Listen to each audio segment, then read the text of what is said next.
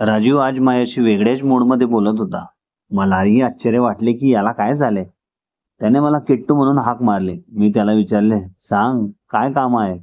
यार मला पण शॉपिंग करायची आहे. मला काय खरेदी करायची ते कळतच नाही. तू मला मदत करशील का. हो हो हो हो.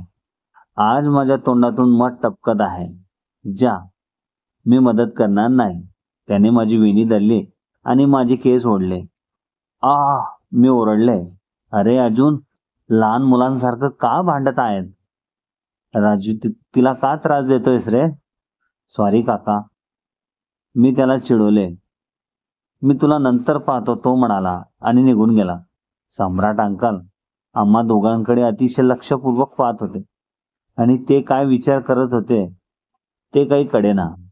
घरी जाण्यापूर्वी मी त्याच्याकडे गेले. अरे रावण, चल निघ इथून. तो तोंड लटकवून बसला होता. चल, उद्या शॉपिंगला जाऊया, मी म्हणाले. नक्की. असे म्हणत तो पलंगावरून उठला आणि आनंदाने उडी मारू लागला. हो, उद्या जाऊया. मला पण लग्नासाठी काहीतरी खरेदी करायचं आहे. तू माझी शॉपिंग कर आणि मी तुझ्यासाठी शॉपिंग करते. डन.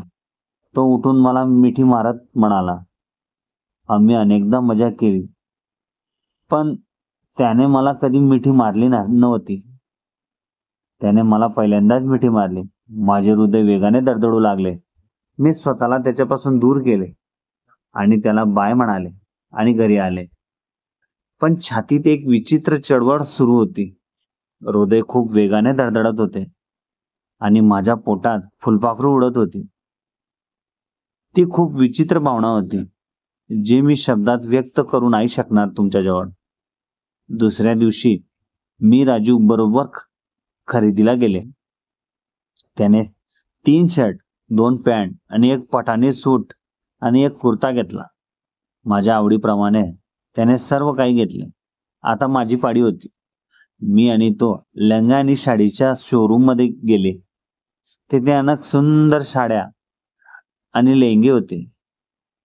पुतळ्यावर सुंदर गुलाबी आणि निळा लेहंगा पाहून सूरजची नजर त्यावर थांबली. किट्टू, तू हे घे. आज तू मला किट्टू का म्हणू लागलास. मी तक्रार केली तेव्हा तो म्हणाला, आता लग्नात सगळ्यांसमोर मी तुला वेडी म्हटले तर तुला राग येईल ना, म्हणून मी सवय करून घेतोय किट्टू म्हणायची. तो म्हणाला. हो, तू बरोबर आहेस, मी म्हणाले आणि तिला हाय फाय दिला. आम्ही दोघे हसायला लागलो. किट्टू, तू साडीतही सुंदर दिसशील. त्याला आवडलेला लेहंगा मी घेतला आणि आईसाठी साडीही घेतली. बाहेर आल्यावर त्याने मला एक पिशवी दिली आणि म्हणाला, हे तयार करून घेशील. याच्यात काय आहे रे. घरी जाऊन पाहशील. आज राजू विचित्रपणे वागत होता. आम्ही वेगळे झालो आणि मी घरी जाऊन प्रथम बॅग उघडली. मी पाहिले की त्याने काळ्या चमकदार बॉर्डरसह लाल रंगाची सुंदर साडी घेतली होती. साडी खूप सुंदर दिसत होती. मला विचित्र वाटले. त्याने मला साडी का दिली. त्याचं माझ्यावर प्रेम आहे का. नाही, मी काय विचार करते. असं झालं नाही तर माझ्या आशा तुटतील. त्याने मला मित्र म्हणून दिली असेल, पण साडीच का. पण मित्राला ब्रेसलेट देता, घड्याळ देता, पर्स देता, पण साडी तर देत नाही. माझ्या विचाराने माझ्या विचारांचे गोळे अगदी फास्ट पडू लागले. राजीवही माझ्यावर प्रेम करतो यावर माझे मन मानू लागले होते आणि मी त्याच्या होकाराची वाट पाहू लागले. आतापर्यंत माझ्या आयुष्यात माझा एकच मित्र होता, तो म्हणजे राजू. राजूने मला एक साडी भेट दिली होती.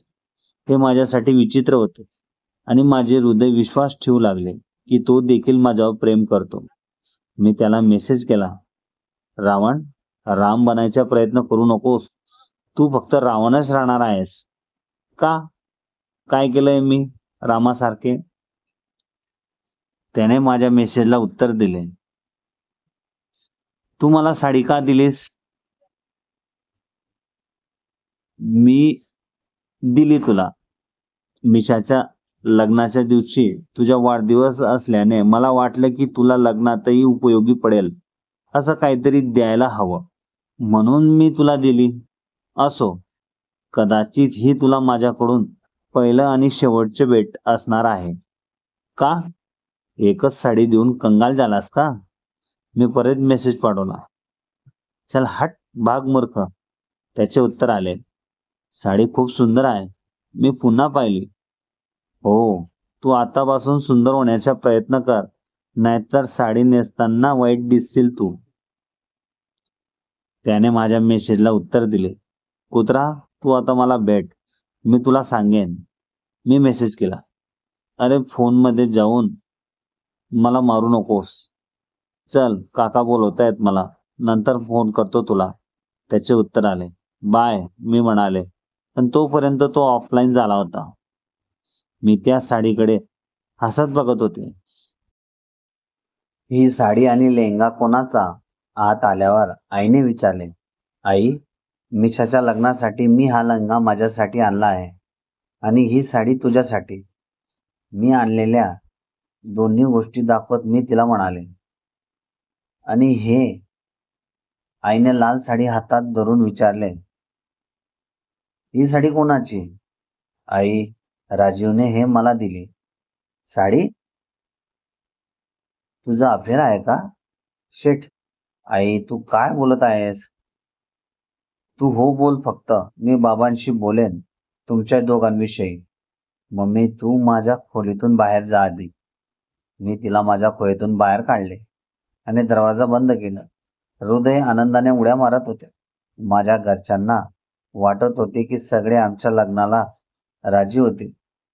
निशाच्या लग्नाचा दिवस जवळ आला होता. पाहुणे यायला लागले. निशाच्या मावशीचा मुलगा मीरही आला होता. अनेकदा लहानपणी तो यायचा आणि माझा लहानपणीचा तो मित्र सुद्धा होता आणि तोही अगदी स्वभावाला मोकळा होता. पण मी त्याच्याशी जास्त बोलले नाही. पाहुणे आल्यानंतर मी राजूला वेळ देऊ शकले नाही, त्यामुळे त्याला राग येत होता. मी फक्त त्याच्या सोबत राहावे अशी त्याची इच्छा होती, पण हे शक्य नव्हते. मलाही प्रत्येक क्षणी त्याच्या सोबत राहायचं होतं, पण काही मजबुरी होत्या. हळद लावणे, मेहंदी लावणे, गणेश पूजा अशी सर्व कार्य व्यवस्थित पार पडली. आज लग्नाची मिरवणूक येणार होती. मी सकाळीच तयार होऊन मिशाच्या घरी आले होते. तिला लग्नाच्या मिरवणुकीच्या स्वागतासाठी जायचे होते. मी गडद हिरव्या रंगाचा अनारकली सूट घातला होता. माझा हलका मेकअप केला होता. मी रात्री केस धुणार होते, म्हणून मी नुकतीच केसांचा बन बनवला होता. मला स्वतःलाच खूप सुंदर वाटत होते. आम्ही लग्नात आलेल्यांना चहा नाश्ता वाटप करत होतो. मी जिजाजींच्या बहिणी आणि त्यांच्या मैत्रिणींशी बोलत होते. आम्ही परत आलो तेव्हा सम्राट काकांनी मला त्यांची डायरी घ्यायला वरच्या खोलीत पाठवले. तिथं गेलो तेव्हा अंधार पडला होता. तिने रूमचा लाईट लावला आणि काकांनी सांगितलेल्या ठिकाणाहून डायरी घेतली. मग लाईट बंद केली आणि निघू लागली. तर कोणीतरी माझा हात धरला आणि मला भिंतीसमोर उभे करण्यासाठी ओढले. मी भीतीने ओरडू नये म्हणून त्याने माझे तोंड हाताने बंद केले होते. त्याचा चेहरा माझ्या चेहऱ्यासमोर होता. माझे डोळे त्याच्या डोळ्यांना भेटले आणि पुन्हा एकदा माझे हृदय जोरात धडधडू लागले. ते राजीवचे डोळे होते. त्याचा हात अजूनही माझ्या तोंडावर होता. मी कुजबुजून त्याला हात काढायला लावला. त्याने मला गप्प बसायला सांगून हात काढला. हे काय फालतूपणा आहे राजीव? तुला माझ्यासाठी वेळ नाही म्हणूनच मी तुला असे थांबवले. माझा रास्ता सोड, मला जायचे आहे. तू माझ्यासाठी एक काम करशील का? काय? सांगते. अरे सांग ना. ते कीर्ती बेटा, डायरी मिळाली का? हो काका, मला सापडली आहे. आणते मी ओरडून म्हणाली. मला सांग यार, काय झालंय? लवकर सांग. नाही तू जा, तो म्हणाला. त्याला पाहून मी खाली गेले. तो थोडा बेचैन झाला होता. ती डायरी काकांना देऊन मी वरच्या मजल्यावर आले. पण राजीव तिथं नव्हता. काय झाले राजीव? कुठं गेला? काय झाले असेल त्याला? ती सतत त्याच्याच विचारात होती. मित्र कथा फार छान आहे. पुढील भाग तुम्हाला आवडली असेल तर प्लीज चॅनलला लाईक, शेअर, सबस्क्राईब करायला विसरू नका. धन्यवाद.